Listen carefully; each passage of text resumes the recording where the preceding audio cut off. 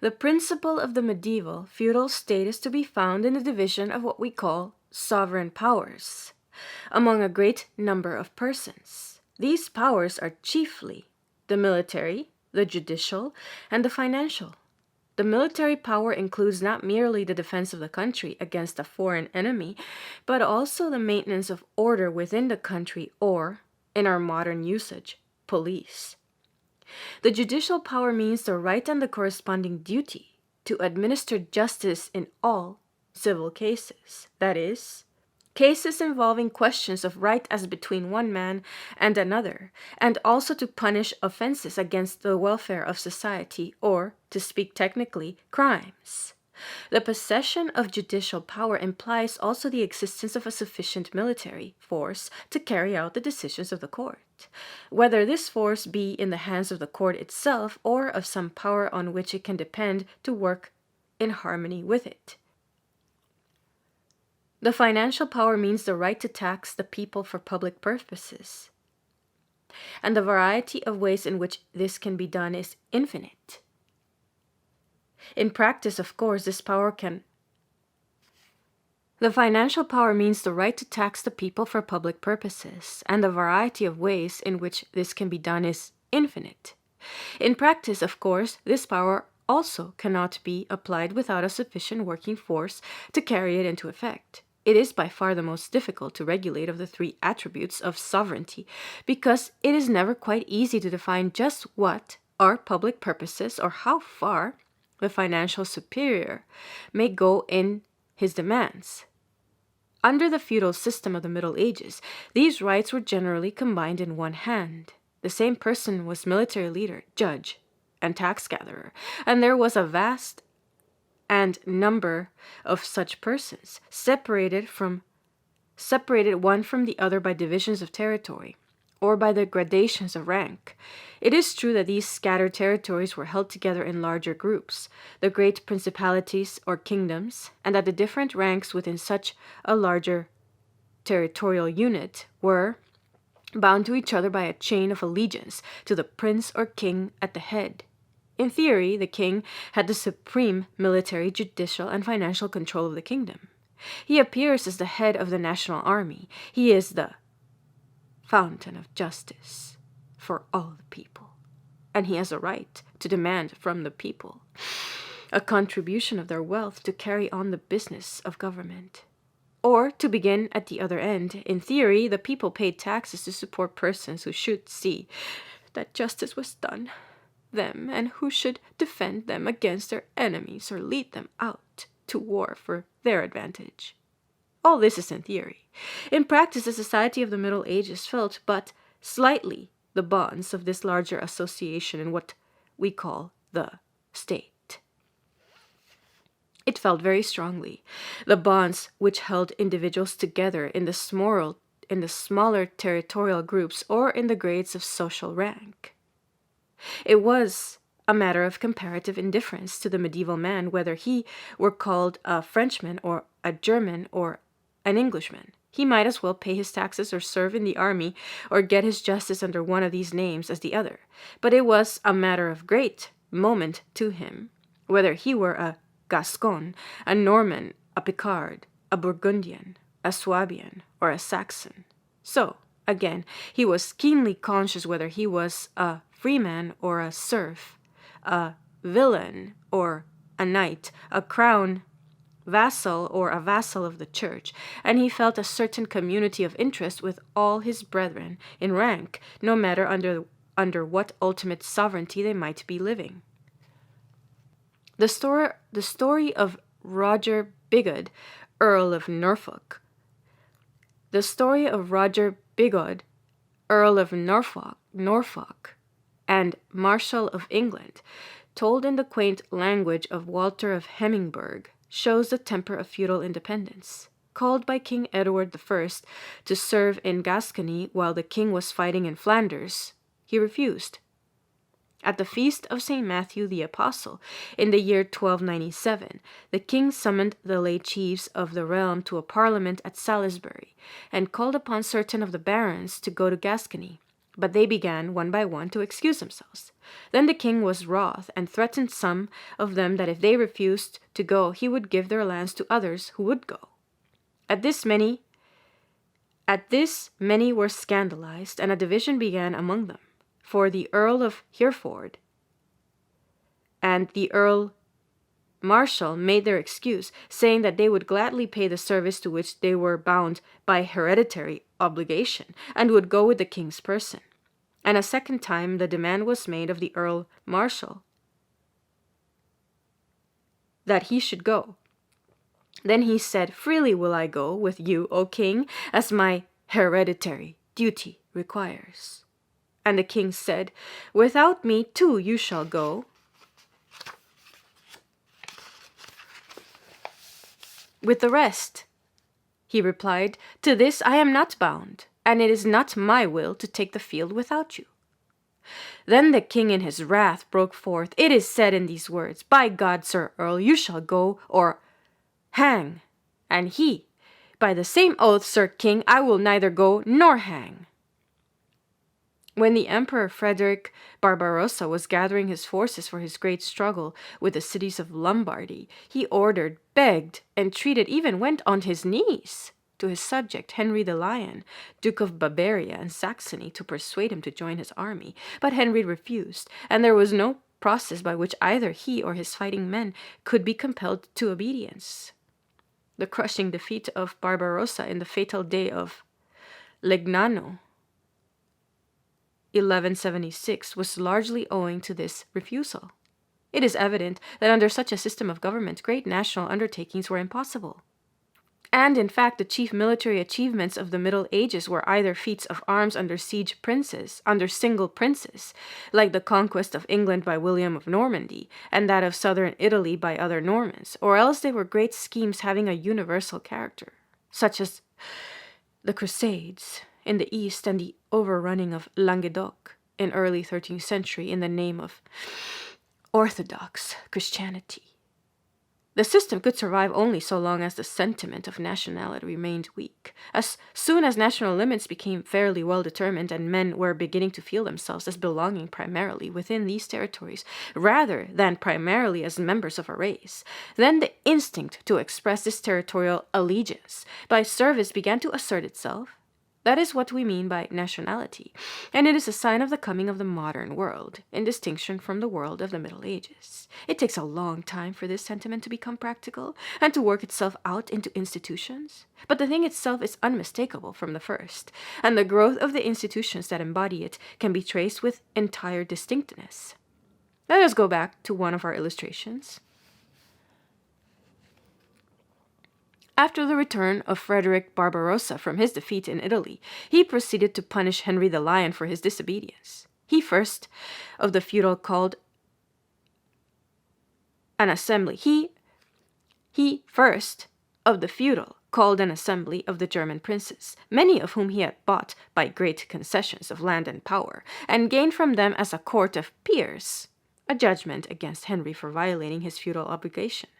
Then, acting upon this as his authority, he declared Henry to have forfeited his feudal estates. Finally, with the help of other princes who expected to share the spoil, he drove him from his dukedoms and divided these among his own fideles.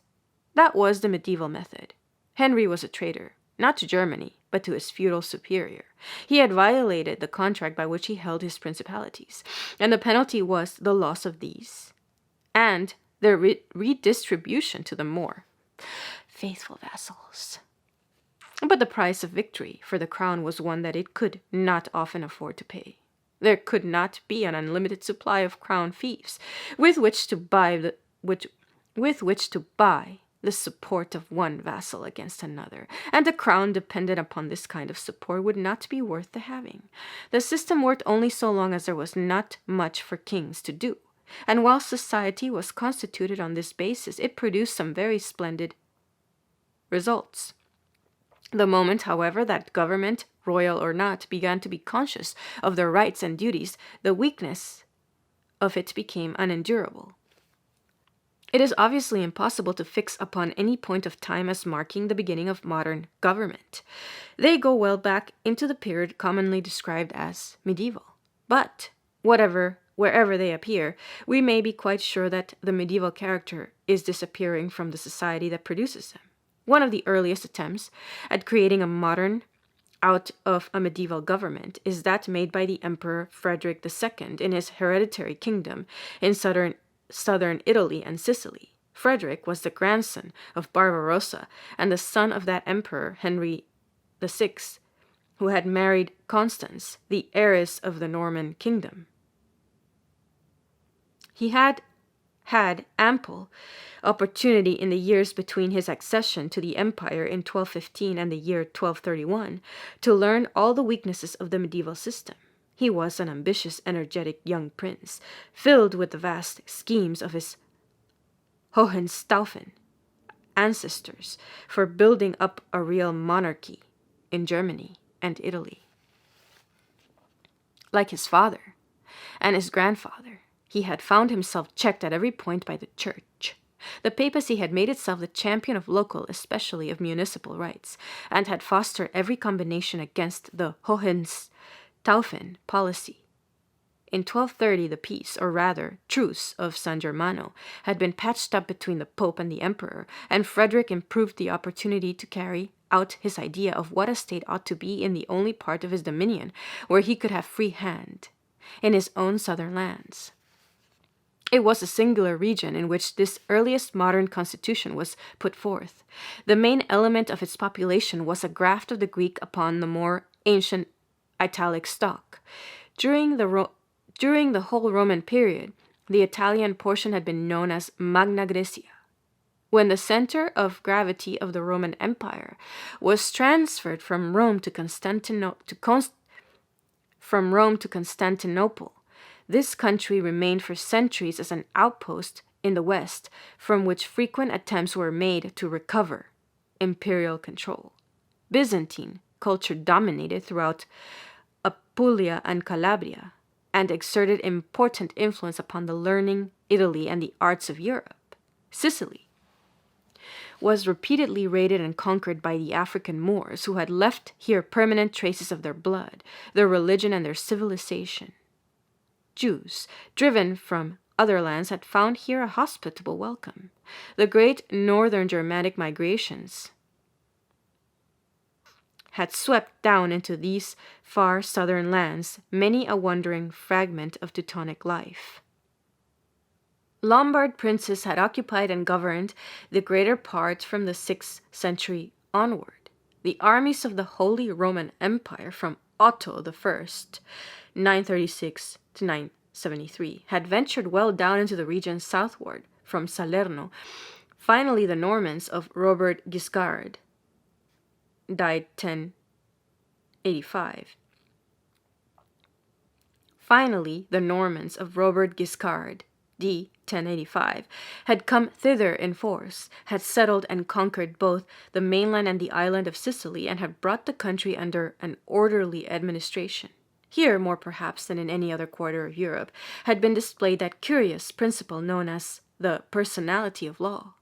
According to Germanic traditions, represented here by the governing Normans, each of these widely differing populations, Greek, Arab, Jew, and Teuton, had a native right to be judged, as far as possible, by its own law.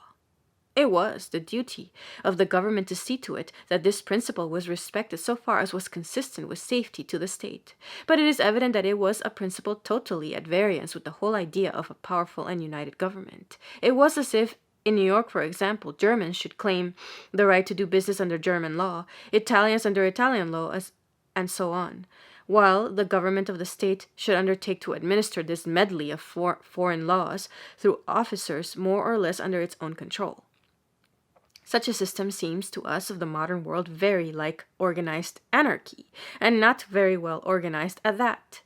The only important remnant of it is seen in the extraterritoriality of certain districts lying outside the group of so-called civilized nations, as, for example, the territory under the direct control of European embassies in Oriental countries. Within such districts, the subjects of the European state are amenable only to the law of that state. The excuse for such an irregularity is the fear, justified or not, that such foreign subjects could not be sufficiently protected by the law of the land. So long as feudalism, with its wide divisions of power, went on, personality of law seemed quite in harmony with its spirit. But when feudalism began to give way before the growing sentiment of national unity, then the new idea of one law for all the inhabitants of a territory under one general government began to make its way. The territoriality of law was to take the place of its personality, especially in a territory like this, where the variety of population was so great, the need of unity was sure to be felt, and more keenly. The Norman predecessors of Frederick had already done much in the way of unifying legislation, and Frederick was careful to reenact such of their laws as seemed to work in Frederick's direction. In addition, he published in the form of a revised code what amounted to a complete recasting of the form of government. The spirit of this legislation is well indicated in the preamble. Here the king sets forth his conception of the royal function. Man, he says, was originally created pure and free from selfishness.